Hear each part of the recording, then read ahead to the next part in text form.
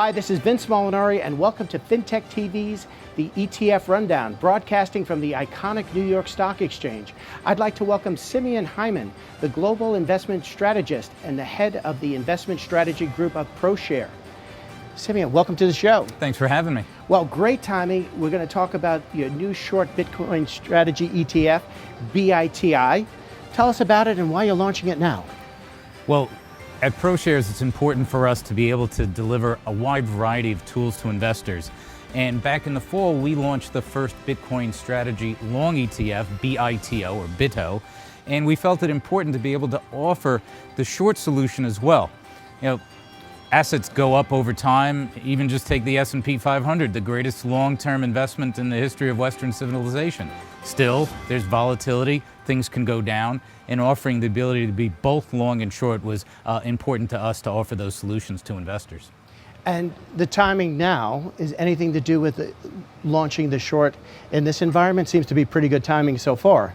Yeah, it really didn't, and it just goes back to us wanting to deliver that full suite of products, not so much really looking at the environment, though of course the environment is a reminder that any asset, Bitcoin, any cryptocurrency, stocks, bonds, they don't go up all the time, even if they go up on average over time.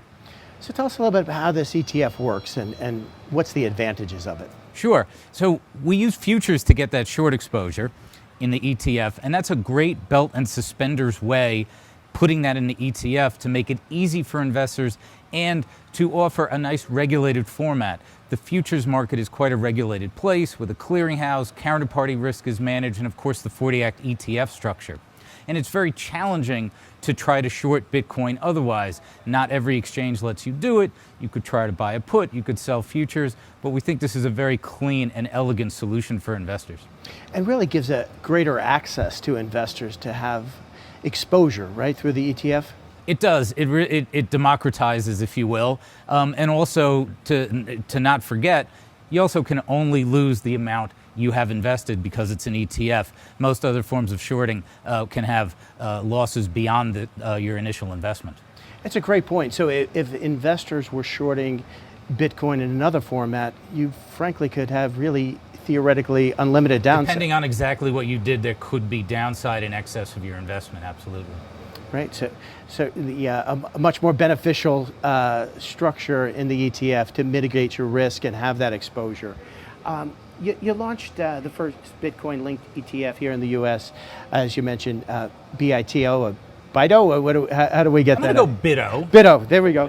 BITO had great success. What do you attribute that to, and what have you all learned at ProShare from that? Well, it was one of the most successful ETF launches in history. $1 billion came in just a couple of days, which told us that there was an unmet need. Investing in Bitcoin isn't straightforward. It's only a few weeks ago that we learned from one of the Bitcoin exchanges that client accounts might not be segregated in a bankruptcy. So that futures market is a place where counterparty risk is managed, where there's a clearinghouse, and you combine that with the ETF that allows you to stick it right in your brokerage account, and from the assets that came in, it was clear that we met a need. And the other thing that we found was that futures market in and of itself is maturing quite rapidly.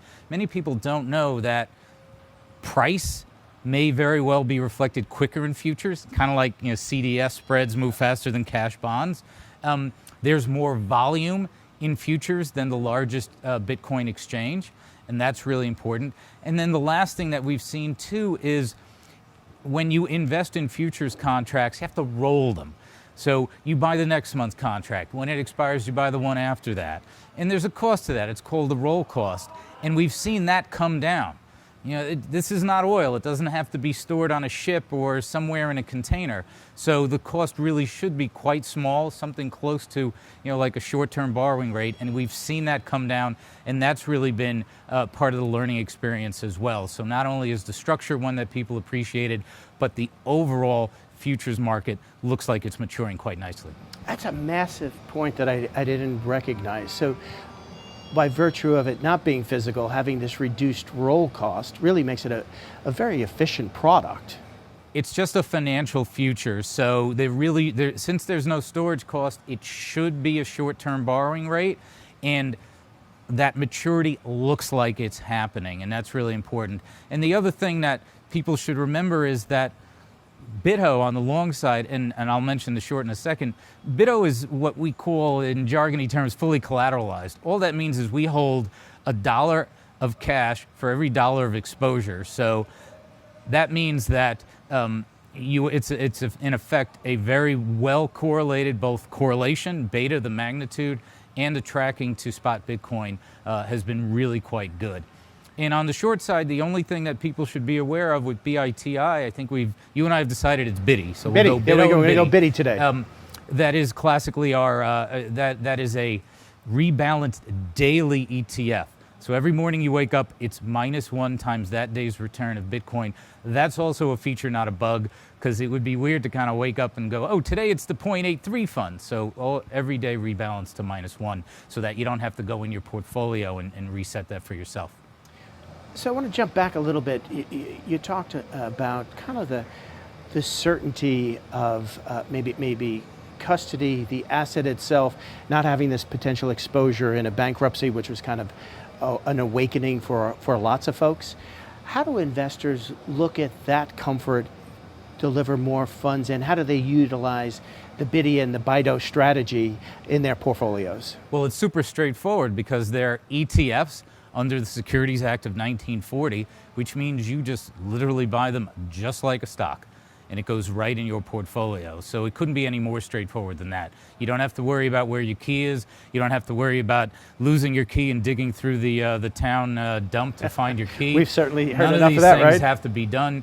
It's simply sitting in your brokerage account, which makes it also attractive to folks who are helping people manage money, because if they're overlooking a brokerage account for somebody, they know that they can deploy these in that same brokerage account. Great piece of diversification across the portfolio, easy access. Well, Simeon, congratulations on the great work, the launch, and look forward to seeing more of these coming out of ProShare. Thanks again for having me. It's our pleasure.